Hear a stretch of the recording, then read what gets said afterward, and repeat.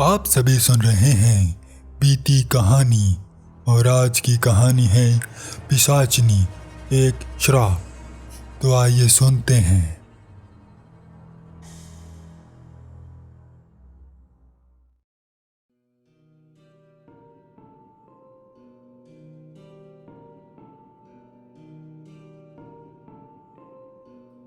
सूरज के डूबने के बाद चारों ओर अंधकार अपने पैर पसारने लगता है।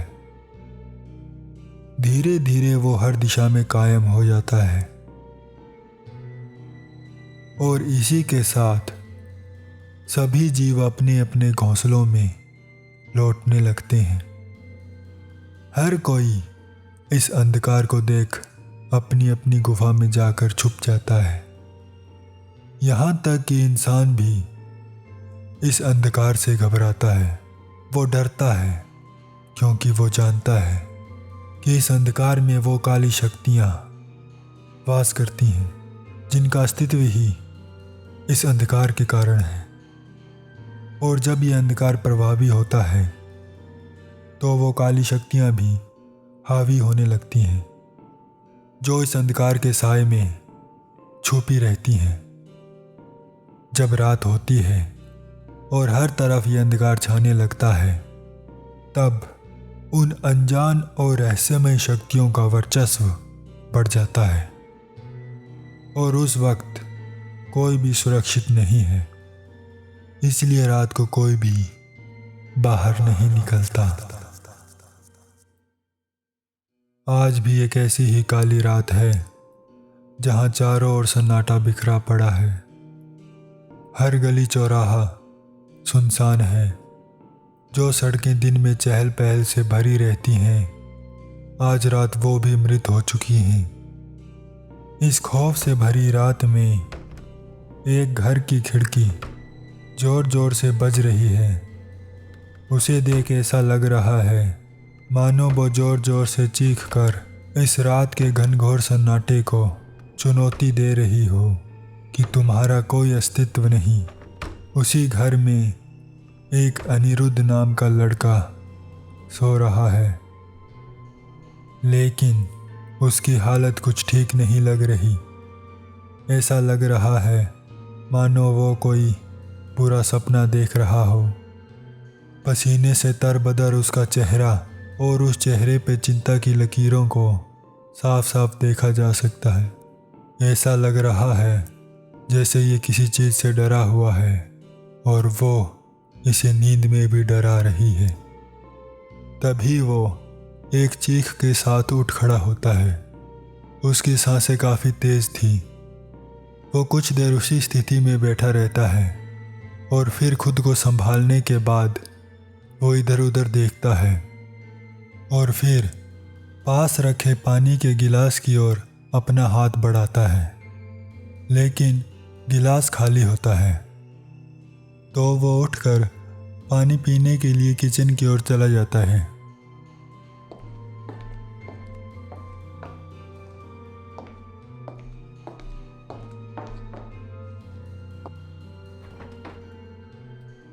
किचन में जाकर फ्रिज से पानी की बोतल निकालकर पानी पीने लगता है।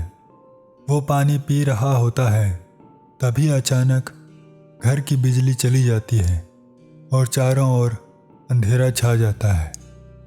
वो पानी पी रहा होता है तभी अचानक उसके फ़ोन की घंटी बजती है।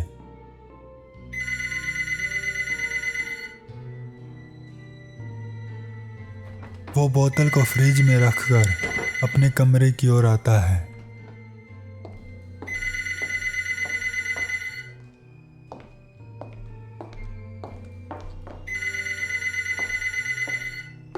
लेकिन जब तक वो पहुंचता है फ़ोन कट चुका होता है। वो सोच में पड़ जाता है कि आखिर इस वक्त कौन फ़ोन कर सकता है। उसके फ़ोन पर किसी हितेश की कॉल आई हुई थी। वो उसे वापस कॉल लगाता है।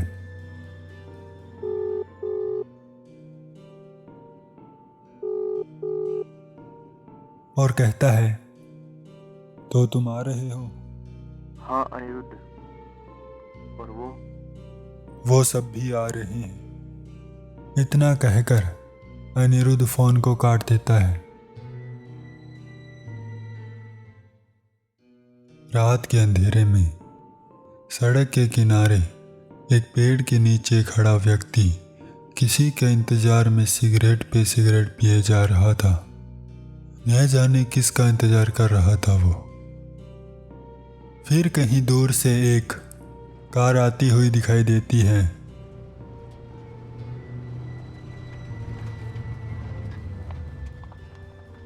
जो उसके पास आकर कुछ दूरी पर रुक जाती है।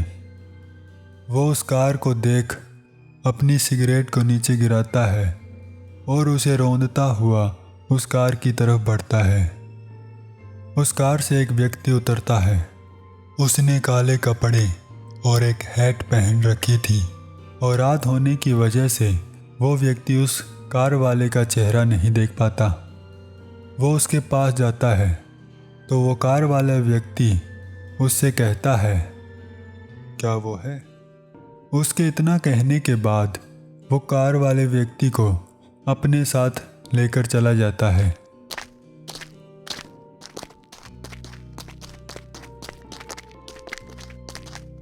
वो व्यक्ति उस कार वाले को कच्चे रास्ते से लेकर जा रहा था। लगभग आधी रात का समय था और पूरा रास्ता सुनसान पड़ा था। कुत्तों के भौंकने और जानवरों के चिल्लाने के अलावा उन्हें और कुछ भी सुनाई नहीं दे रहा था। वो उस रास्ते पर चले जा रहे थे। वो चलते चलते एक पेड़ के पास आकर रुक जाते हैं। उस पेड़ के नीचे एक अघोरी बाबा अपनी साधना में बैठे हुए थे और उनके आगे कुंड में अग्नि जल रही थी। हर तरफ खामोशी छाई हुई थी। फिर वो व्यक्ति अघोरी बाबा से कहता है, बाबा, ये आपसे मिलने आया है। लेकिन अघोरी बाबा अपनी समाधि में बैठे रहते हैं। वो कुछ नहीं कहते। बाबा के कुछ न कहने के बाद वो व्यक्ति फिर से पूछता है, बाबा, ये आपसे मिलने आया है। लेकिन इस बार भी बाबा ने कोई जवाब नहीं दिया। इसके बाद वो कार वाला व्यक्ति अपने कदम आगे बढ़ाता है और वो जैसे ही आगे बढ़ता है, कुंड की अग्नि की रोशनी उसके चेहरे पर पड़ती है। वो कार वाला व्यक्ति और कोई नहीं बल्कि अनिरुद्ध ही होता है। इससे पहले कि अनिरुद्ध कुछ बोल पाता, अघोरी बाबा अपनी आंखें खोले बिना ही कहते हैं, वहीं रुक जाओ। मुझे पता है तू यहाँ क्यों आया है, पर तुम्हें यहाँ कुछ नहीं मिलने वाला। लौट जा। पर बाबा, आप मेरी बात तो सुनिए। मैं सब जानता हूँ। उससे तुझे मैं तो क्या, कोई नहीं बचा सकता। जितने दिन बचे हैं जी ले, क्योंकि वो जल्द ही लौट कर आने वाली है। बाबा, जब आप इतना कुछ जानते हैं तो आप ये भी जानते होंगे कि उसे रोका कैसे जाए। आप बस इतना बता दीजिए कि उसे कैसे रोक सकते हैं।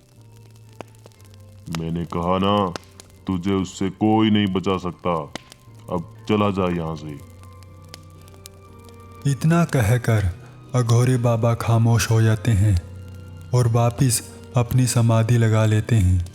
इसके बाद अनिरुद्ध निराश और हताश होकर वहाँ से चला जाता है। न जाने कौन सी मुसीबत में फंसा हुआ है अनिरुद्ध, जिससे अनिरुद्ध को एक अघोरी भी नहीं निकाल पा रहा। खैर, इसके बाद अनिरुद्ध अपने घर आ जाता है। वो काफ़ी परेशान दिखाई दे रहा था। कुछ देर सोचने के बाद वो सो जाता है। रात बीत जाती है और अगली सुबह सूरज नई उम्मीद लिए फिर लौट आता है। लेकिन शायद अनिरुद्ध को अपनी उम्मीद अभी भी नहीं मिली। अनिरुद्ध उठकर और सुबह का नाश्ता कर अपने काम के लिए निकल जाता है और जाते हुए किसी को फ़ोन लगाता है और कहता है, आज रात सभी से कह देना तैयार रहे, हमें कालापुरा की पहाड़ी पर जाना है, सभी वक्त पर पहुंच जाएं। इतना कहने के बाद वो फ़ोन काट देता है और आगे बढ़ जाता है।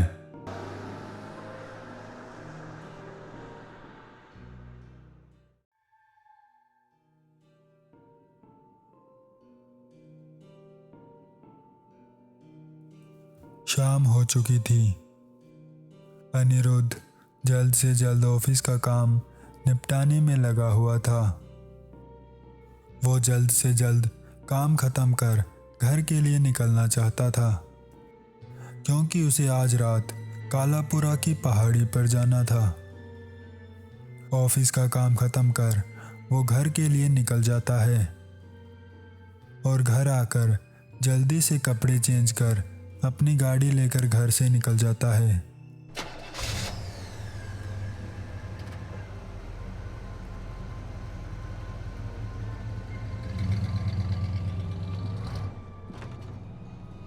रात के लगभग 8 बज चुके थे, तो उसे काफ़ी जल्दी थी। वो कार को काफ़ी तेज चला रहा था।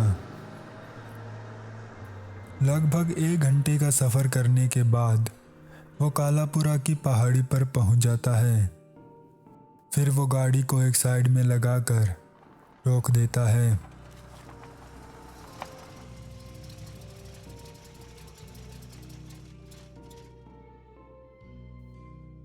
फिर वो गाड़ी से निकलकर आगे पैदल ही निकल जाता है, क्योंकि आगे जंगली इलाका शुरू हो चुका था और आगे गाड़ी नहीं जा सकती थी। तो आगे अनिरुद्ध को पैदल ही जाना पड़ता है। जिस रास्ते से अनिरुद्ध जा रहा होता है वो रास्ता काफ़ी संकरा और पतला होता है। उसके चारों ओर कांटेदार झाड़ियाँ होती हैं और पूरा रास्ता छोटे मोटे पत्थरों से भरा होता है, जिस पर चल पाना बहुत ही मुश्किल काम था। अनिरुद्ध अपने साथ लाई हुई टॉर्च की सहायता से उस रास्ते को पार कर रहा था। अनिरुद्ध जैसे तैसे उस रास्ते को पार कर आगे निकल जाता है। आगे का रास्ता इससे भी मुश्किल होने वाला था, क्योंकि उसे पहाड़ी के ऊपर जाना था और पहाड़ी पर जाने का सिर्फ एक ही रास्ता था, और वो था हजारों सीढ़ियां चढ़कर जाना। अनिरुद्ध गहरी सांस लेता है और हिम्मत कर सीढ़ियां चढ़ने लगता है।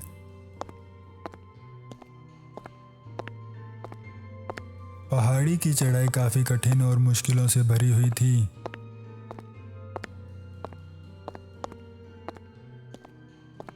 उसे लगभग ऊपर पहुंचने में 40 मिनट का समय लग जाता है।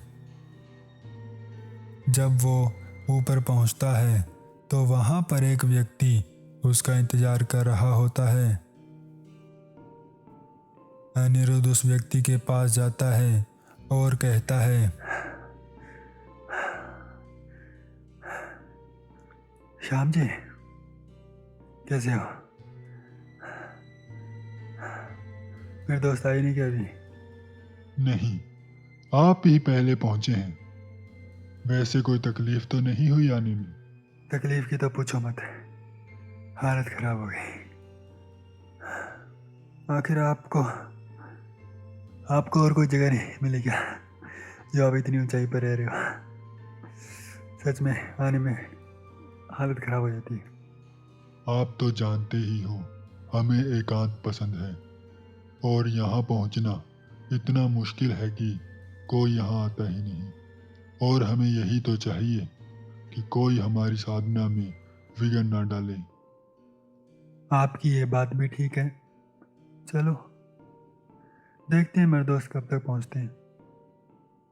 आप ऐसा करो, अपने दोस्तों को फ़ोन कर लो ताकि पता चल जाए कि अभी उनको आने में कितना टाइम लगेगा। ठीक है, मैं उनको फ़ोन कर ही लेता हूँ, नहीं तो पता चले कि वो हमारा कहीं और इंतज़ार कर रहे हो। इसके बाद अनिरुद्ध अपने दोस्तों को फ़ोन लगाता है और उसे पता चलता है कि वो रास्ते में हैं। श्याम और अनिरुद्ध आपस में बात करने लगते हैं। तभी कुछ देर बाद वहाँ पर एक व्यक्ति आता है जो अनिरुद्ध को देख उसकी ओर हाथ हिलाता है। अनिरुद्ध उसे देख काफ़ी खुश हो जाता है। और मोहन, कैसा है तू? मैं तो ठीक हूँ, तू कैसा है? काफ़ी समय हो गया मिले हुए। अब तो इतना मिलना जुलना भी नहीं होता। धीरे धीरे सब अलग हो गए, सभी अपने अपने काम में व्यस्त हो गए। हाँ यार, अब तो कभी कभार ही फ़ोन पर बात होती है। बड़े याद आते हैं वो दिन जब हम आपस में खूब मौज मस्ती किया करते थे। हाँ यार, क्या दिन थे वो। और श्याम जी, कैसे हो आप? हम तो ठीक हैं, आप कैसे हो आप बताओ। ठीक ही हूँ, बस किसी तरह वक्त काट रहा हूँ। वैसे अब कुछ बचा नहीं है जीने को। मोहन, ऐसी बातें मत कर यार। हम जरूर कोई ना कोई रास्ता निकाल ही लेंगे। मुझे विश्वास है कि हमें कोई ना कोई रास्ता तो मिल ही जाएगा। नहीं अनिरुद्ध, अब जीने की इच्छा खत्म हो चुकी है। तभी उनके पीछे से कोई आकर जोर से चिल्लाता है, सरप्राइज। जब वो पीछे मुड़ते हैं तो वो देखते हैं कि पीछे हितेश खड़ा हुआ है। अरे हितेश, आ गया तू? कब से इंतजार कर रहे थे? ये कोई टाइम आने का? दोस्तों को मेरी ज़रूरत हो और मैं ना आऊँ, ऐसा कभी हुआ है क्या? हाँ हाँ, अब डायलॉग मारना बंद कर। और मोहन, सब ठीक है? अरे श्याम जी, आप कैसे हो? हमें क्या होना है, हम तो बढ़िया है। हम सब तो आ गए, लेकिन ये राहुल, आखिर राहुल कहाँ रह गया? लगता है वो अभी भी नहीं बदला। लगा होगा जिम में बॉडी शॉडी बनाने। उसे जिम से फुर्सत नहीं, और तू यूएस ही चला गया। कभी हमारी याद भी आती है क्या?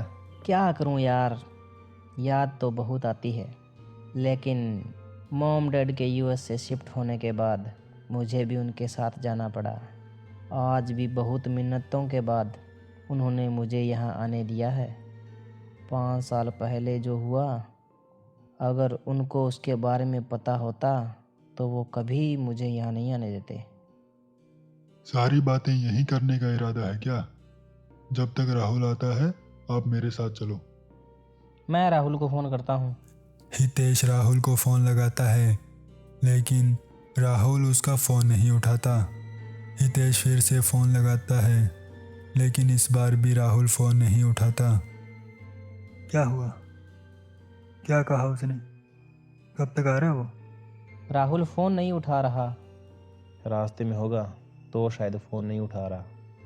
कोई बात नहीं, हम चलते हैं, यहाँ आकर अपने आप फ़ोन कर लेगा। ठीक है, चलो, कुछ देर बाद फिर देखेंगे। इसके बाद वो तीनों शाम के साथ चले जाते हैं। शाम उन्हें वहीं पास ही बने अपने घर में ले जाता है। इसके बाद अनिरुद्ध शाम से पूछता है, श्याम जी, अघोरी बाबा क्या अभी भी समाधि में है? जी हाँ, वो अभी तक अपनी समाधि से बाहर नहीं आए हैं। पता नहीं कब तक चलने वाली है उनकी समाधि। मुझे उनके दर्शन करने हैं। काफ़ी समय हो गया उनको देखे हुए। आखिर वो नहीं होते तो शायद आज हम भी जीवित नहीं होते। काफ़ी एहसान है उनके हम पर। अनिरुद्ध, तुम सही कह रहे हो। अगर अघोरी बाबा नहीं होते तो शायद आज हम सब में से कोई यहाँ नहीं होता। ये जीवन उन्हीं का दिया हुआ है, नहीं तो वो हमें कब का यमलोक पहुंचा देती। मुझे भी उनके दर्शन करने हैं। मुझे भी जाना है। श्याम जी, आप हमें उनकी समाधि वाली जगह पे ले चलिए। अगर आप सभी की यही इच्छा है तो चलिए, पर ध्यान रहे उनकी समाधि में कोई विघ्न न पड़े। हम ध्यान रखेंगे। फिर शाम उन तीनों को अघोरी बाबा के पास ले जाता है। अघोरी बाबा एक विशाल वृक्ष के नीचे समाधि लगाए बैठे हुए थे। अघोरी बाबा ध्यान की मुद्रा में बैठे हुए थे। फिर अनिरुद्ध आगे बढ़कर उनको प्रणाम करता है। इसके बाद सभी अघोरी बाबा को नमस्कार करते हैं, जिसके बाद शाम उनको लेकर वापस आ जाता है। वापस आने पर उनको घर में किसी के होने का आभास होता है। अनिरुद्ध सभी को पीछे रहने का कहकर धीरे धीरे आगे बढ़ता है। शाम के घर में बिजली का प्रबंध न होने के कारण पूरा घर अंधकारमय था। अनिरुद्ध धीरे धीरे आगे बढ़ रहा होता है, लेकिन तभी शाम उसे रुकने को कहता है। फिर शाम किसी को आवाज लगाता है। रितिका, बाहर आ जाओ। शाम के बुलाने पर एक लड़की बाहर निकल कर आती है। फिर शाम उन्हें बताता है कि ये मेरी बेटी है। ओह, तो ये आपकी बेटी है, लेकिन पहले तो कभी इसे नहीं देखा। कितने सालों से हम यहाँ आ रहे हैं। ये यहाँ कल ही आई है। हाय, शायद मैंने तुम लोगों को डरा दिया, लेकिन मेरा ऐसा कोई इरादा नहीं था। चलो अंदर चलते हैं। वो सभी घर के अंदर चले जाते हैं। मैंने सुना है तुम सभी किसी दुष्ट आत्मा के चंगुल में फंसे हुए हो। क्या तुम मुझे बता सकते हो कि तुम्हारे साथ ये सब कैसे हुआ? क्योंकि मेरे पिताजी तो मुझे बताते नहीं। देखा, इसी वजह से मैं तुम्हें अपने साथ नहीं रखता। तुम्हारी ये भूत प्रेतों के बारे में जानने की आदत पता नहीं कब जाएगी। तुम कल ही वापस जाओगी। पिताजी, अब मैं बड़ी हो गई हूँ। मैं अपना ख्याल खुद रख सकती हूँ। आपको मेरी फिक्र करने की कोई जरूरत नहीं है। अनिरुद्ध को कुछ समझ नहीं आ रहा था कि यहाँ चल क्या रहा है, तो वो बीच में ही बोल पड़ता है। आप दोनों शांत हो जाओ और ठीक से बताओ कि आखिर बात क्या है। अनिरुद्ध, तुमसे कुछ छुपा तो नहीं है। मैं इस वीराने में रहता हूँ और यहाँ दूर दूर तक किसी इंसान का नामो निशान नहीं है। अगर यहाँ किसी को कुछ हो जाए तो कोई पता लेने वाला नहीं है। और मैं यहाँ रहकर अघोरी बाबा की सेवा करता हूँ, और ये बिन माँ की बेटी। इसके लिए यह जगह बिल्कुल भी ठीक नहीं है। मैं नहीं चाहता कि ये यहाँ रहे। यहाँ पर इतना खतरा होने के बावजूद भी इसके यहाँ रहने से मुझे कोई दिक्कत नहीं है, लेकिन इसे भूत प्रेतों के बारे में जानने की इच्छा रहती है। और इसे अगर कहीं से पता चल जाए कि वहाँ पर कोई भूत प्रेत जैसी घटना हुई है, तो ये वहाँ जाकर छानबीन करती है, और मैं नहीं चाहता कि ये ऐसा करे। इसके बचपन की बात है, जब ये एक बार ऐसे ही कहीं चली गई थी जहाँ पर एक दुष्ट शक्ति का वास था। उस दुष्ट शक्ति ने इसे अपने वश में कर लिया। इसकी तबीयत धीरे धीरे बिगड़ने लगी थी, और मैं भी यहाँ पर नहीं था। मैं अघोरी बाबा के लिए पूजा की सामग्री लेने शहर गया हुआ था, और पीछे से इसकी हालत बहुत गंभीर हो गई थी। मैं जब घर वापस आया तो ये देखकर दंग रह गया। रितिका हवा में तैर रही थी। ये देख मेरे पैरों तले जमीन खिसक गई। मुझे कुछ समझ नहीं आ रहा था कि मेरी बेटी के साथ क्या हुआ है। मैं बहुत ज़्यादा घबरा गया था। मैं बिना कुछ सोचे समझे सीधे अघोरी बाबा के पास गया और उनको सारी बात बताई। तो अघोरी बाबा जल्दी से मेरे साथ आए। फिर अघोरी बाबा ने उस दुष्ट शक्ति को रितिका से अलग किया। उस घटना के बाद मैं बहुत ज़्यादा डर गया था। मुझे रितिका की चिंता सताने लगी थी। मैं नहीं चाहता था कि फिर से इसके साथ वही हो। इस बार तो अघोरी बाबा ने इसे बचा लिया। न जाने अगली बार अगर ऐसा हुआ तो इसे कौन बचाएगा। इसके बाद मैंने तय कर लिया कि मैं रितिका को अपने साथ नहीं रखूँगा, क्योंकि यहाँ हर कदम पर खतरा है और मैं रितिका को किसी खतरे में नहीं डालना चाहता था। तो मैंने इसे अपनी बहन के यहाँ भेज दिया, और कभी कभार ही ये यहाँ आती है। मैं बस इसे इन सब से दूर रखना चाहता था, लेकिन ये है कि मानती ही नहीं। इसे तो बस भूत प्रेतों के बारे में जानने की पड़ी है। ये नहीं सोचती कि अगर इसे कुछ हो जाएगा तो मेरा क्या होगा। लेकिन अब ये बड़ी हो चुकी है और मेरी कोई बात नहीं मानती। मेरे मना करने के बाद भी ये यहाँ वापिस आ गई। लेकिन रितिका, तुम्हें वापिस जाना ही होगा।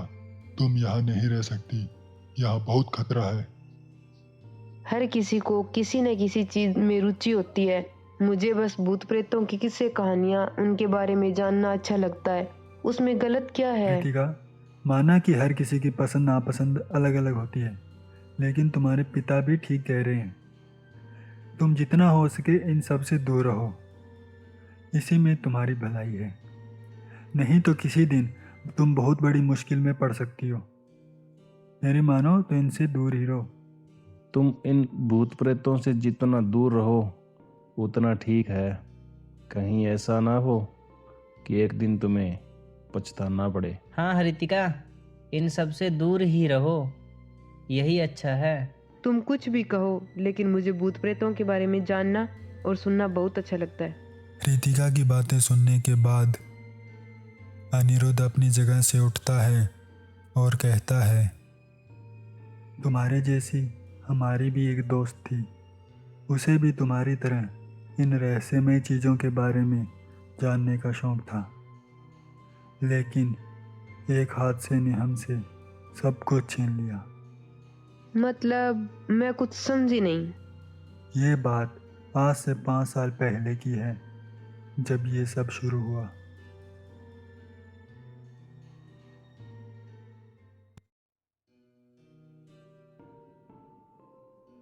अनिरुद्ध रितिका को बताने जा रहा था कि 5 साल पहले उनके साथ क्या हुआ, वो सभी इस मुसीबत में कैसे फंसे, कि तभी हितेश के फ़ोन की घंटी बजने लगती है।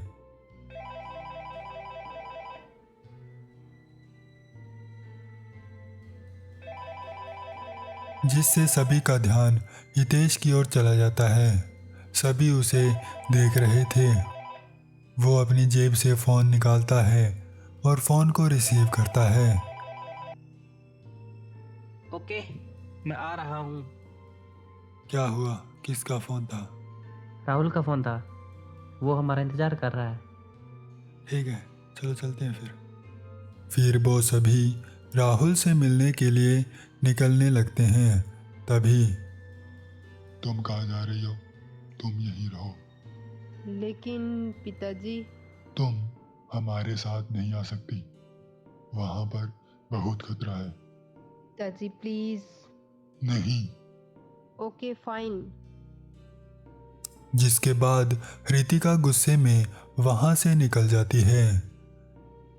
रितिका के जाने के बाद वो सभी भी राहुल से मिलने के लिए निकल जाते हैं। राहुल के पास पहुंचने पर, आखिर कहाँ रह गए थे तुम? तुम्हें क्या मामले की गंभीरता का पता नहीं है? तुम्हारी ये गलती हमें कितनी बड़ी मुश्किल में डाल सकती है। कब से इंतजार कर रहे हैं तुम्हारा ये कुछ वक्त आने का। क्या तुम्हें पता नहीं है कि मामला कितना गंभीर है? जानता हूँ, लेकिन जानते हो तो तुम्हें पता ही होगा तुम्हारी एक गलती के कारण क्या हो सकता है। मुझे तुमसे ये उम्मीद नहीं थी। सॉरी, आगे से ऐसा नहीं होगा। ये बातें तो बाद में भी हो सकती हैं। आगे ही बहुत विलम्ब हो चुका है। अगर आज की रात बीत गई तो अनर्थ हो जाएगा। श्याम जी, सभी तैयारियां हो गई है क्या? हाँ, सभी तैयारियां हो चुकी हैं, बस अब चलने की देरी है। और हाँ, जैसा कि तुम सभी जानते हो, लेकिन फिर भी मैं तुम्हें याद दिला देता हूँ कि हम जब तक वहाँ पहुँच नहीं जाते तो हम में से कोई कुछ नहीं बोलेगा, और वहाँ तक चुपचाप ही जाना है, और पीछे मुड़कर तो बिल्कुल भी नहीं देखना, चाहे कुछ भी हो जाए। चलो अब चलते हैं। शाम की चेतावनी के बाद वो सभी जंगल की ओर निकल जाते हैं।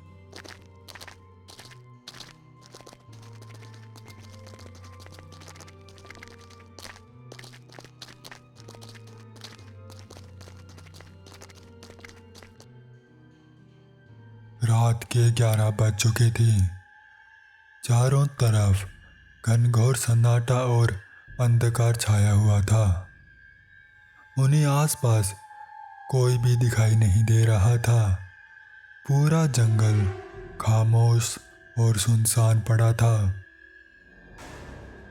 वो सभी घने जंगल की ओर बढ़े जा रहे थे।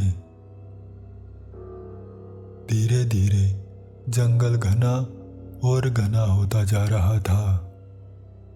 चारों ओर घनघोर सन्नाटा बिखरा पड़ा था। कहीं दूर रह कर जानवरों के चीखने चिल्लाने की आवाजें धीमी धीमी उनके कानों में पड़ रही थी।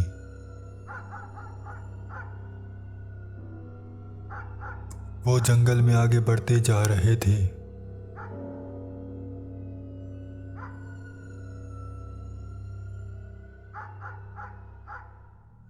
फिर अचानक वो जंगल के एक ऐसे हिस्से में पहुंच गए जहां पर एकाएक सब शांत पड़ा था।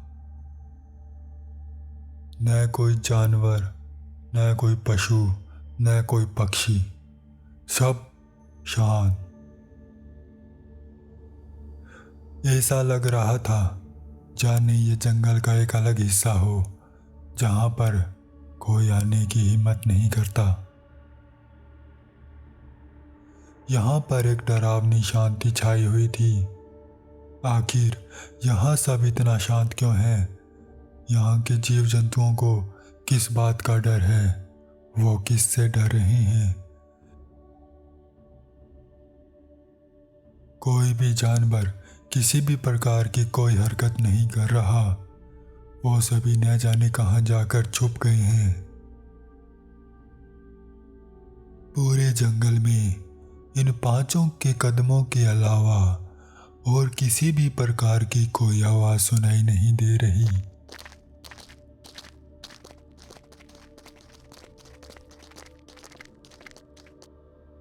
सिवाय एक आवाज के जो इन्हीं के दिल से आ रही थी कि कुछ नहीं होगा, सब ठीक हो जाएगा, कुछ नहीं होगा, सब ठीक हो जाएगा। सभी के चेहरे पर इस खौफनाक रात का खौफ साफ साफ देखा जा सकता था।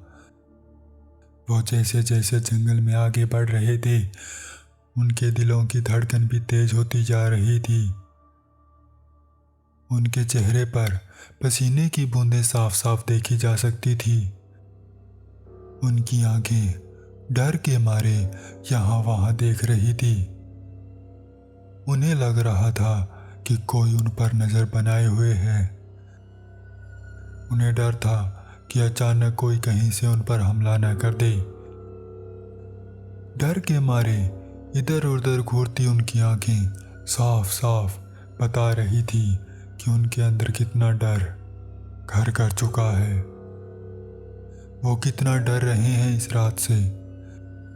लेकिन आखिर क्या मजबूरी है जो इतनी खौफनाक रात में भी वो इस डरावने जंगल में आए हैं। कुछ तो राज है इस जंगल का।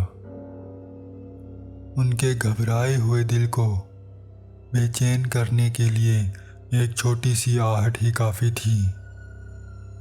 कहीं से कोई आहट होती, उनका दिल और तेजी से धड़कने लगता। वो खौफ जैसे चीख चीख कर उनसे कह रहा हो कि भाग जाओ, लौट जाओ, भाग जाओ यहाँ से। लेकिन वो इससे पीछा नहीं छुड़ा पा रहे। लेकिन वहीं शाम को इन सब से कोई फर्क ही नहीं पड़ रहा था। वो बेखौफ आगे बढ़ता ही जा रहा था। शाम के लिए जैसे ये एक सामान्य सी बात हो, वहीं हितेश और राहुल की डर के मारे हालत खराब होने लगी थी। जबकि मोहन बिना किसी हरकत के बस सीधा चला जा रहा था, जैसे कि वो एक पुतला हो। उस पर इस खौफनाक जंगल के खौफ का कोई असर ही ना हो। लेकिन अंदर से वो भी बहुत डरा हुआ था, पर औरों के आगे अपने डर को जाहिर नहीं कर रहा था।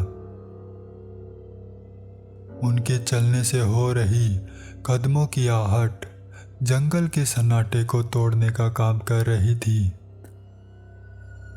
उनके कदम जैसे जैसे आगे बढ़ रहे थे, वैसे वैसे जंगल और डरावना और भयानक होता जा रहा था। कोई भी आम आदमी इस भयावह दृश्य को देख डर के मारे बेहोशी हो जाता। जंगल के बीचों बीच पहुंचने के बाद शाम सभी को रुकने का इशारा करता है और अपने हाथों के इशारों से सभी को निर्देश देता है। शाम के सामने काले कपड़े से ढकी हुई 4 टोकरियां रखी हुई थी। शाम सभी से एक एक टोकरी उठाने को कहता है। फिर वो सभी एक एक टोकरी उठा लेते हैं। इसके बाद शाम उन्हें अपने पीछे आने को कहता है। शाम उन्हें एक तालाब के पास ले जाता है, जहाँ पर वो सभी को स्नान कर टोकरी में रखे कपड़े पहनने को कहता है। सभी ऐसा ही करते हैं। फिर सभी स्नान करने के बाद काले रंग की धोती और एक काले रंग का कपड़ा अपने कंधों पर डाल लेते हैं। शाम भी धोती पहन लेता है। फिर वो सभी टोकरी में रखी हुई रुद्राक्ष की माला को गले और हाथों में धारण कर लेते हैं। उनका यह रूप रहस्यमय और डरावना दिखाई दे रहा था। आखिर ये सब क्या करने जा रहे हैं? फिर वो सभी अपने कपड़े उन टोकरियों में रख कर आगे बढ़ जाते हैं। आगे जाने पर शाम उन्हें 4 थाल दिखाता है जो कि लाल कपड़े से ढके हुए थे। वो सभी एक एक थाल को उठाकर आगे बढ़ जाते हैं। फिर शाम उन्हें आगे जंगल के बीचों बीच ले जाता है, जहाँ पहुँचने पर उन्हें एक गुफा दिखाई देती है, जो कि देखने में ही बहुत ही भयावह दिखाई दे रही थी, जिसके अंदर एक सामान्य आदमी कभी जाना नहीं चाहेगा। लेकिन शाम उन्हें आगे बढ़ने का इशारा करता है और वो सभी बिना किसी संकोच के उस गुफा के अंदर चले जाते हैं। अंदर से गुफा और भी ज़्यादा डरावनी दिखाई दे रही थी। चारों तरफ मकड़ी के जाले और पेड़ों की जड़ें लटक रही थी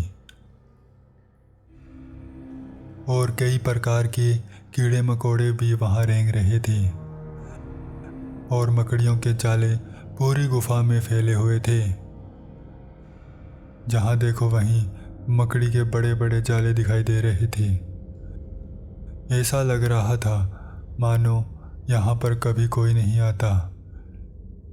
फर्श पर अनेकों पेड़ों के पत्ते बिखरे पड़े थे और छोटे मोटे पत्थर भी यहाँ वहाँ बिखरे पड़े थे। इस गुफा को देख ऐसा लग रहा था कि न जाने कौन से राज दफन है इस गुफा में। कई राजों को समेटे ये गुफा बहुत ही रहस्यमय दिखाई दे रही थी। फिर वो सभी मकड़ी के जाले हटाते हुए आगे बढ़ने लगते हैं। गुफा में आगे बढ़ते हुए अचानक राहुल का पैर एक पत्थर से टकरा जाता है, जिससे वो गिरने से बाल बाल बचता है। सभी उसकी ओर पलट कर देखते हैं। जब वो देखते हैं कि राहुल ने खुद को संभाल लिया है, फिर शाम उन्हें आगे बढ़ने का इशारा करता है और वो सभी आगे बढ़ने लगते हैं। गुफा के अंतिम छोर पर पहुंचने पर उन्हें गुफा में एक यज्ञ कुंड दिखाई देता है, जिसके अंदर अभी भी अग्नि जल रही थी और उसके चारों तरफ बना हुआ यंत्र जाल साफ साफ दिखाई दे रहा था। ऐसा लग रहा था कि जैसे यहाँ पर कोई तंत्र मंत्र किया गया हो। हर तरफ पूजा की सामग्री बिखरी पड़ी थी। फिर शाम के इशारा करने पर वो अग्निकुंड के चारों ओर बनी हुई बैठने की जगह पर अपनी अपनी जगह लेकर बैठ जाते हैं। अपनी जगह ग्रहण करने के बाद वो सभी थाल पे रखा हुआ कपड़ा हटाते हैं। उन थालों में हवन सामग्री रखी हुई थी। फिर शाम वहाँ रखे हुए शंख को उठाता है और शंखनाद करता है, और शंख की ध्वनि सुनने के बाद गुफा में मौजूद हजारों चमगादड़ यहाँ वहाँ उड़ने लगते हैं और फिर वो गुफा से बाहर निकल जाते हैं। जिसके बाद शाम कुछ मंत्रों का उच्चारण करने लगता है और फिर यज्ञ कुंड में घी की आहुति देता है, जिससे यज्ञ कुंड की धीमी हो चुकी अग्नि एक प्रचंड रूप ले लेती है और इसी के साथ उनका यज्ञ शुरू हो जाता है। वो सभी मंत्रोच्चारण करने लगते हैं और यज्ञ में आहुति डालने लगते हैं। उनके द्वारा ऐसा करते ही पूरी गुफा में कंपन होने लगता है। गुफा में रखे पत्थर हिलने लगते हैं। ऐसा लग रहा था जैसे मानो यहाँ पर कोई भूकंप आ रहा हो। यह सब देख सभी के मन में भय उत्पन्न होने लगता है, पर वो सभी अपना पूरा ध्यान यज्ञ में ही लगाए हुए थे। वो बस किसी तरह इस यज्ञ को पूरा करना चाहते थे। यज्ञ स्थली के बिल्कुल सामने एक बड़ा सा पत्थर रखा हुआ था। सभी की आंखें उसी की ओर बार बार देख रही थी। कुछ तो राज है इस पत्थर का। मंत्रोच्चारण हो रहे थे, यज्ञ में आहुति डाली जा रही थी। पूरी गुफा मंत्रोच्चारण से गूंज रही थी। पूरी गुफा में थरथराहट हो रही थी। ये सब चल ही रहा था कि अचानक एक जोर का धमाका होता है और यज्ञ के सामने रखा हुआ बड़ा सा पत्थर अपनी जगह से हट जाता है। ये सब देख सभी की आंखें फटी की फटी रह जाती है, जैसे किसी को इसकी उम्मीद नहीं थी। उस पत्थर के पीछे एक दरवाजा बना हुआ था। ये सब देख शाम अनिरुद्ध की ओर हाथ बढ़ाता है और अनिरुद्ध एक कटोरी में हवन सामग्री डाल शाम को देता है। शाम उस कटोरी को अपने दोनों हाथों में पकड़कर कुछ मंत्रों का उच्चारण करने लगता है। फिर अपने दोनों हाथों से उस कटोरी में रखी हवन सामग्री की आहुति यज्ञ में दे देता है। उसके ऐसा करते ही वो पत्थर वापिस अपनी जगह पर जाकर लग जाता है। पत्थर के वापिस लगते ही पत्थर के पीछे से किसी के चीखने चिल्लाने की आवाजें आने लगती हैं।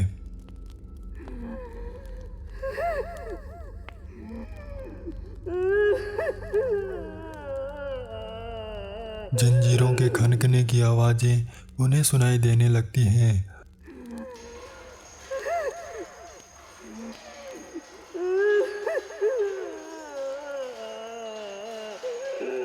ऐसा लग रहा था जैसे किसी को पत्थर के पीछे कैद करके रखा हुआ है।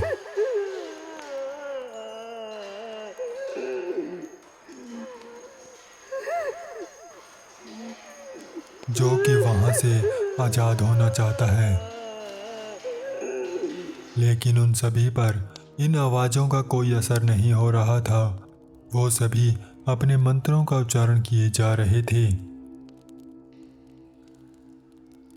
मंत्रों का जाप करते हुए शाम को ऐसा आभास होता है कि जैसे कोई गुफा के बाहर है, लेकिन यज्ञ में बैठे होने के कारण वो इस पर ध्यान नहीं देता और अपना ध्यान मंत्रोच्चारण में लगा लेता है।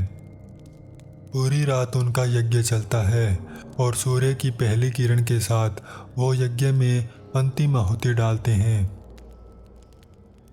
अंतिम आहुति डालने के बाद वो खड़े होते हैं और यज्ञ को प्रणाम करने के बाद वहाँ से निकल जाते हैं। वापस आते वक्त वो फिर से उस झील पर जाते हैं जहाँ पर स्नान करने के बाद उन्होंने अपने कपड़े बदले थे। वो पुनः अपने कपड़े बदलने के बाद शाम के साथ उसके घर को चले जाते हैं।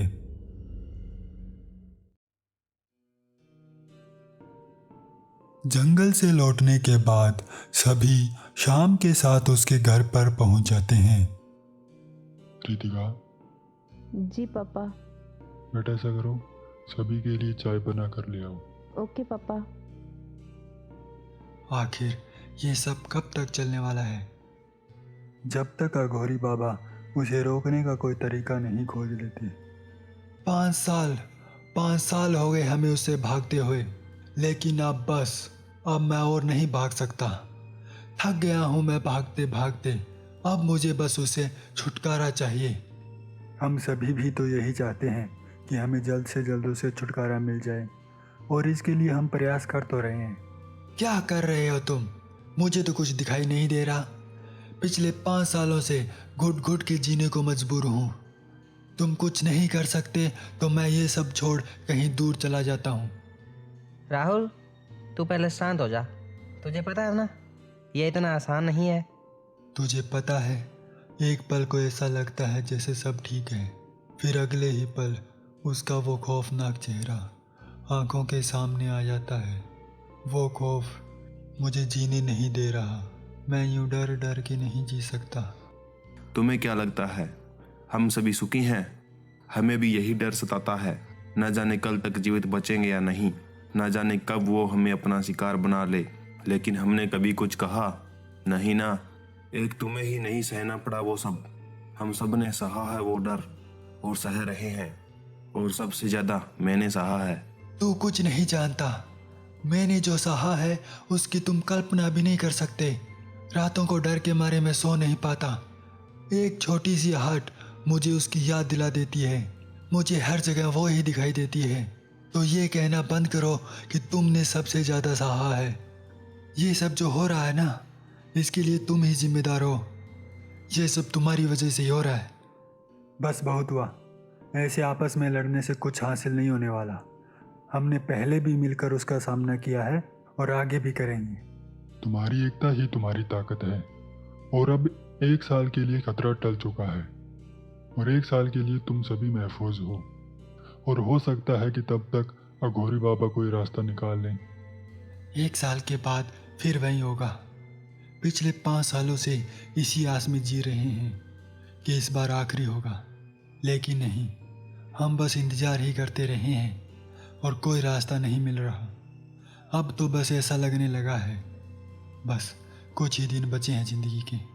राहुल, तुम अकेले नहीं हो, हम सभी हैं तेरे साथ। अगर मौत आई तो हम सभी मिलकर उसका सामना करेंगे।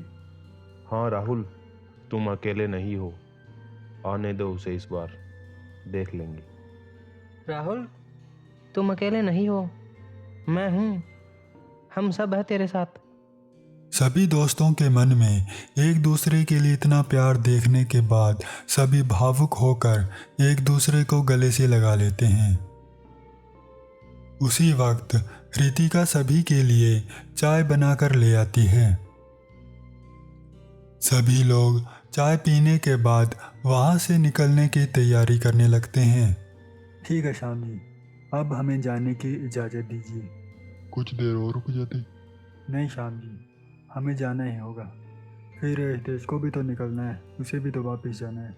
नहीं नहीं, मैं इतना जल्दी वापस नहीं जाने वाला। मैं कुछ दिन और रुकूंगा यहाँ पर। यह तो बहुत अच्छी बात है कि तुम कुछ दिनों के लिए यहाँ रुक रहे हो। इससे तुम्हें और तुम्हारे दोस्तों को अच्छा लगेगा। बहुत वक्त हो गया अपने दोस्तों के साथ समय बिताए हुए, तो सोचा इस बार कुछ दिनों के लिए यहीं रुक जाऊं। सही किया जो तू यहाँ रुक रहा है। उसके डर के कारण हम जीना ही भूल गए हैं।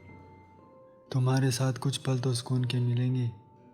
चलो फिर वहीं पुराने दिनों की तरह मौज मस्ती करते हैं। ठीक है, फिर तुम जाओ, मुझे कहीं जाना है, कुछ काम है मुझे। ठीक है, तुम जाओ, हम तीनों एक साथ चले जाएंगे। अनिरुद्ध फिर वहां से निकल जाता है। अनिरुद्ध के जाने की कुछ देर बाद वो तीनों भी वहां से निकल जाते हैं।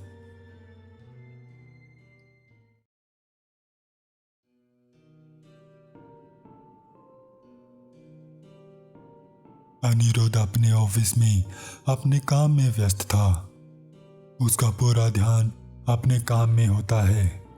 वो सभी को अपने नए प्रोजेक्ट के बारे में समझा रहा था। तभी उसके फोन पर किसी की कॉल आती है, जिसे वो इग्नोर कर देता है। फिर उसी नंबर से कॉल आती है, लेकिन अनिरुद्ध इस बार भी फोन को देखकर उसे कट कर देता है। वो बार बार कॉल आने से परेशान होने लगता है, तो वो फोन को स्विच ऑफ कर देता है और फिर से मीटिंग में व्यस्त हो जाता है। फिर वो अपनी मीटिंग ख़त्म कर अपने मूड को फ्रेश करने के लिए ऑफिस के बाहर चला जाता है। जब वो अपना फ़ोन देखता है तो उसे याद आता है कि उसने अपना फ़ोन स्विच ऑफ कर दिया था। उसके बाद अनिरुद्ध अपने फ़ोन को ऑन कर लेता है और जिस नंबर से उसे बार बार कॉल आ रही थी वो उस नंबर पर बैक कॉल करता है, पर उस नंबर पर कॉल नहीं लगती। वो 1-2 बार ट्राई करता है, लेकिन फिर उसे कुछ काम याद आ जाता है, तो वो अपनी गाड़ी लेकर निकल जाता है। अपने सभी काम निपटाने के बाद थक हार कर शाम को अनिरुद्ध अपने घर आता है। फ्रेश होने के बाद वो टीवी पर न्यूज़ देखने लगता है। तभी उसका फ़ोन बजने लगता है।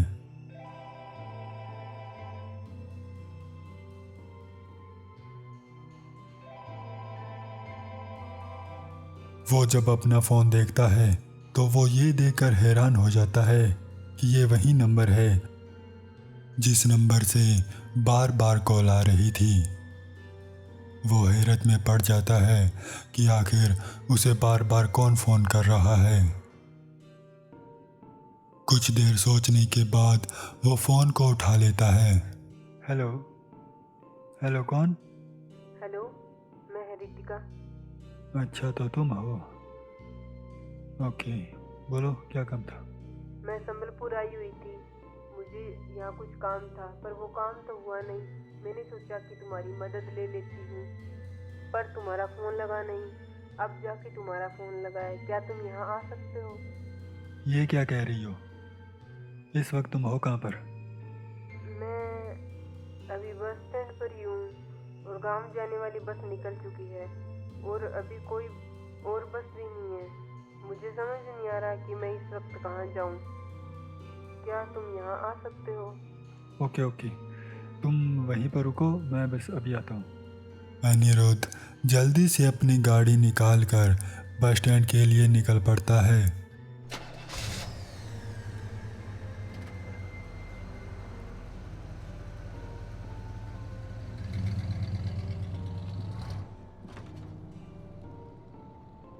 उसके मन में एक ही बात चल रही थी कि इस समय रितिका यहाँ कर क्या रही है। अगर उसकी मुझसे बात नहीं हुई या फिर मेरा फ़ोन नहीं लगा तो उसे वापस लौट जाना चाहिए था, लेकिन नहीं, अभी तक यहाँ कर क्या रही है। रात के 9 बज चुके थे। अनिरुद्ध को रितिका की चिंता होने लगी थी। अकेली लड़की अनजान शहर में, उसे इतनी देर तक नहीं रुकना चाहिए था। उसे साथ ही रितिका पर गुस्सा भी आ रहा था। अगर उसके साथ कुछ हो जाए तो उसके पिता पर क्या बीतेगी।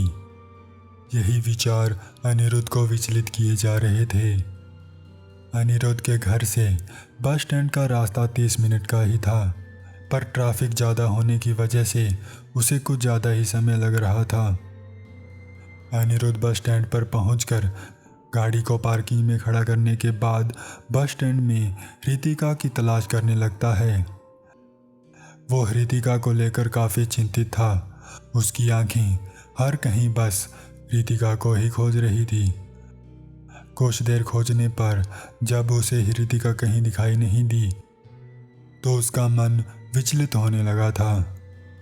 फिर अपनी जेब से फ़ोन निकालकर रितिका को फ़ोन करने लगता है। इससे पहले कि रितिका उसका फ़ोन उठाती, अनिरुद्ध को रितिका दिख जाती है। वो फ़ोन को कट कर वापस अपनी जेब में डाल लेता है। रितिका को देख अनिरुद्ध की जान में जान आ जाती है अनिरुद्ध एक गहरी सांस लेता है। रितिका एक बेंच पर बैठी हुई थी। रितिका की आंखें उसे ही खोज रही थी। वो हर दिशा में इसी आस में देख रही थी कि अभी अनिरुद्ध आ जाएगा। अनिरुद्ध धीरे धीरे उसकी ओर बढ़ने लगता है और उसके पास जाकर उसका नाम पुकारता है, रितिका। रितिका जैसे ही ये सुनती है वो तुरंत मुड़कर देखती है और उसे जैसे ही अनिरुद्ध दिखाई देता है तो मानो उसकी खुशी का कोई ठिकाना ही नहीं रहता। उसकी आंखों में एक अलग सी चमक आ जाती है। आओ चलते हैं। रितिका बेंच से उठती है और अनिरुद्ध के साथ चल देती है। वो दोनों बस स्टैंड से कार लेकर निकल जाते हैं। अनिरुद्ध के मन में बहुत से सवाल उठ रहे थे तो वो अपने सवालों के जवाब रितिका से पूछने लगता है। तुम यहाँ कर क्या रही हो, वो भी इस समय? कहीं इसका लेना देना मेरी कहानी से तो नहीं है ना? अगर ऐसा है तो मैं कुछ नहीं बताने वाला, तुम जा सकती हो। हाँ भी और नहीं भी। तुम कहना क्या चाहती हो, साफ साफ कहो।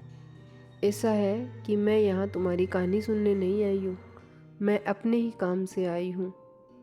अगर लगे हाथ तुम्हारी कहानी जानने को मिल जाए तो मज़ा ही आ जाए। ऐसा क्या? हाँ।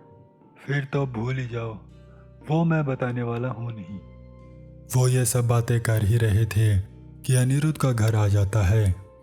अनिरुद्ध गाड़ी लगाकर घर का दरवाज़ा खोलता है।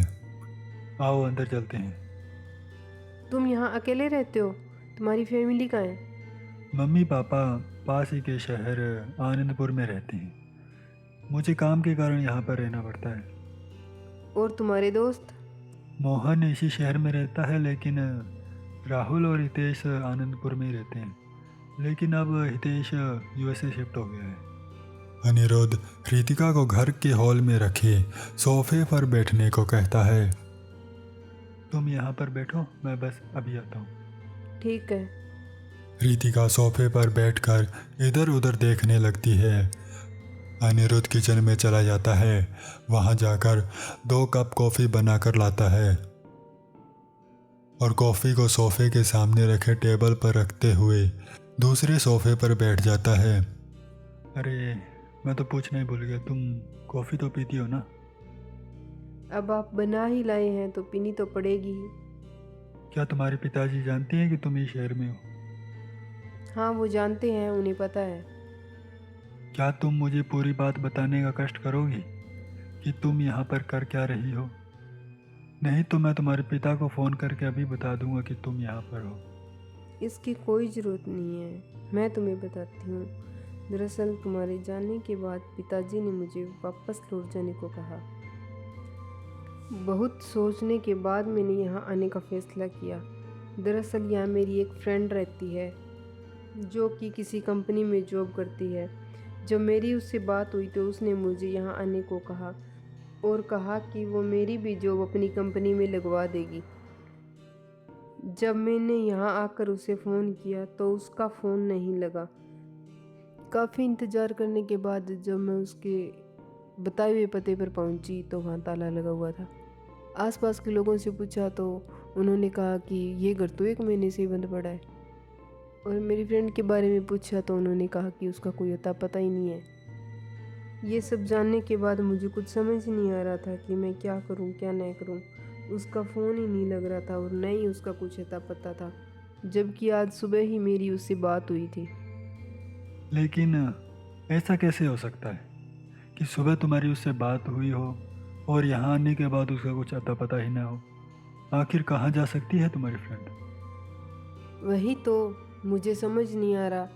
अगर वो वहाँ नहीं रहती तो उसने मुझे वो एड्रेस क्यों दिया? जब मिलना ही नहीं था तो मुझे बुलाया ही क्यों? उस वक्त मुझे कुछ समझ नहीं आ रहा था कि मैं क्या करूं। तो फिर मैंने अपने पिताजी को फ़ोन करना ठीक समझा। तब पिताजी ने मुझे तुम्हारा नंबर दिया और बताया कि तुम इसी शहर में रहते हो। लेकिन जब मैंने तुम्हें कॉल की तो तुमने मेरा फ़ोन ही नहीं उठाया। कुछ देर ट्राई करने के बाद तुम्हारा नंबर ही नहीं लगा। वक्त निकलता जा रहा था, शाम हो चुकी थी। तब तक मैंने सारी उम्मीदें छोड़ दी थी, तो मैंने वापस जाने का फैसला किया।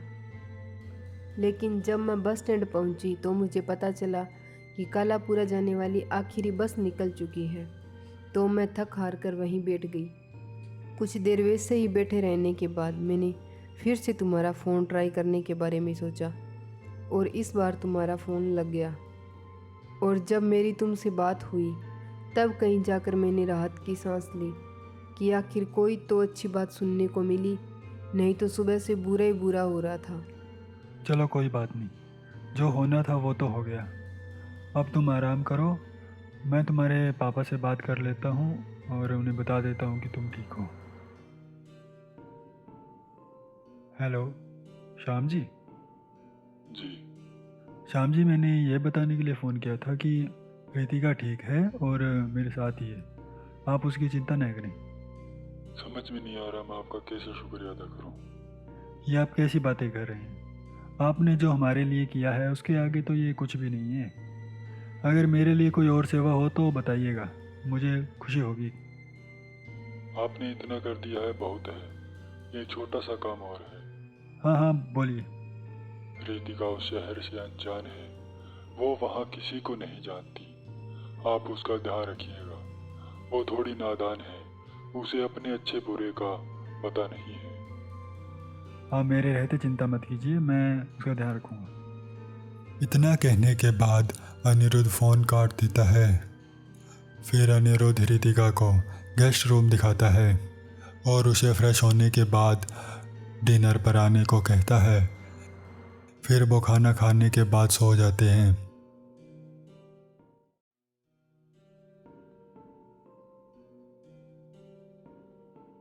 अगली सुबह अलार्म के साथ अनिरुद्ध की आंख खुलती है। वो अपने बिस्तर से उठकर फ्रेश होने चला जाता है। फ्रेश होने के बाद जब वो अपने कमरे से बाहर निकलता है तो वो क्या देखता है कि रितिका डाइनिंग टेबल पर खाने को परोस रही थी। वो ये सब देख हैरान हो जाता है। ये सब क्या है? कुछ नहीं, बस सुबह आँख जल्दी खुल गई थी तो सोचा कुछ खाने को बना लो। इसके बाद अनिरुद्ध नहाने के लिए चला जाता है। जब तक वो तैयार होकर आता है तब तक रितिका ने खाना तैयार कर लिया था। फिर वो दोनों ब्रेकफास्ट करने लगते हैं। खाना खाते हुए अनिरुद्ध रितिका से पूछता है, और फिर आगे क्या करना चाहती हो जीवन में? अभी तो कुछ सोचा नहीं है, पिछले साल ही कॉलेज ख़त्म हो गया था। फिर कुछ दिन यहाँ वहाँ घूमने के बाद अब सोच रही हूँ कोई जॉब कर लेती हूँ, फिर आगे देखेंगे क्या करना है। मेरा तो बस एक ही सपना है, वो है भूत प्रेतों को जानना। वो तो पूरा होने से रहा क्योंकि पिताजी मुझे कहीं नहीं जाने देते। अगर तुम चाहो तो मेरे ऑफिस को ज्वाइन कर सकती हो। और हाँ, तुम्हें रहने के लिए कोई घर देखने की ज़रूरत नहीं है। यहीं पास में मेरी एक फ्रेंड रहती है, मेरी उससे बात हो गई है, तुम उसके साथ रह सकती हो। ये तो बहुत अच्छी बात है, मेरी आधी परेशानी ख़त्म हो गई। आखिर तुम्हारे ऑफिस में मुझे करना क्या होगा? वो दोनों ये बातें कर ही रहे थे कि तभी अनिरुद्ध के फ़ोन की रिंग बजने लगती है।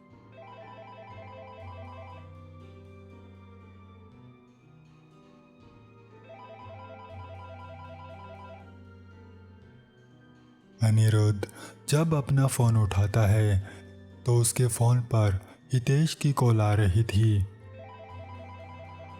अनिरुद्ध फ़ोन को रिसीव करता है। हेलो। तुम जल्दी से सिटी हॉस्पिटल पहुंचो। क्या हुआ? तुम आ जाओ यार, जल्दी से, बस जल्दी से आ जाओ। हुआ क्या वो तो बताओ। इतना कहने के बाद हितेश फ़ोन को काट देता है।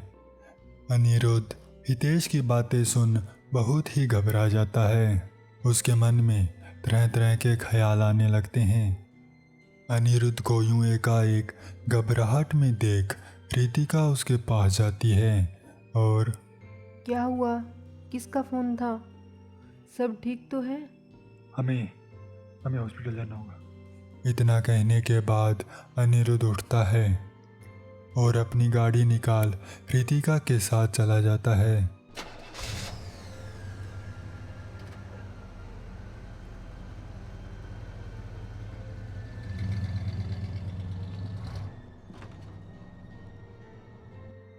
हॉस्पिटल पहुंचने के बाद अनिरुद्ध यहाँ वहाँ हितेश को देखने लगता है, पर उसे वहाँ कहीं भी हितेश दिखाई नहीं दे रहा था।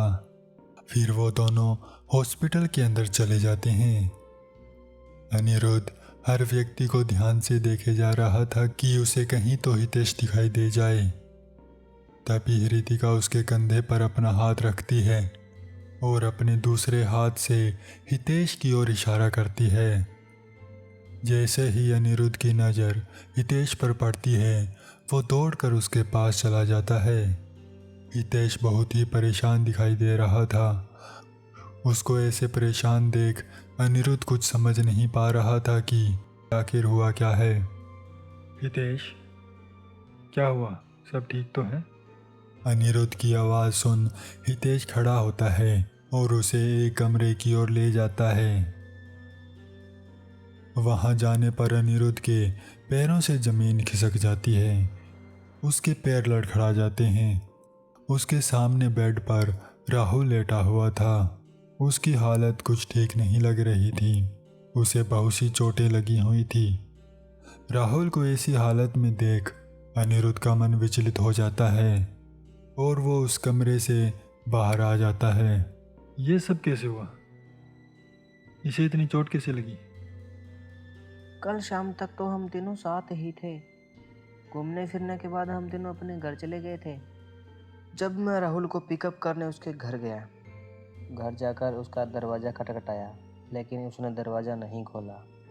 कई बार बेल बजाने के बाद भी उसने जब कोई उत्तर नहीं दिया और ना ही दरवाज़ा खोला, तो मैंने सोचा क्या पता घर के अंदर नहीं होगा। फिर मैंने उसको फ़ोन लगाया, लेकिन वो फ़ोन का जवाब भी नहीं दे रहा था। फ़ोन लगाने के बाद जब कोई उत्तर नहीं मिला तो मेरे को कुछ अनहोनी का एहसास हुआ। फिर मैंने गेट के पास जाकर सुना कि उसका फ़ोन तो घर के अंदर ही बज रहा था।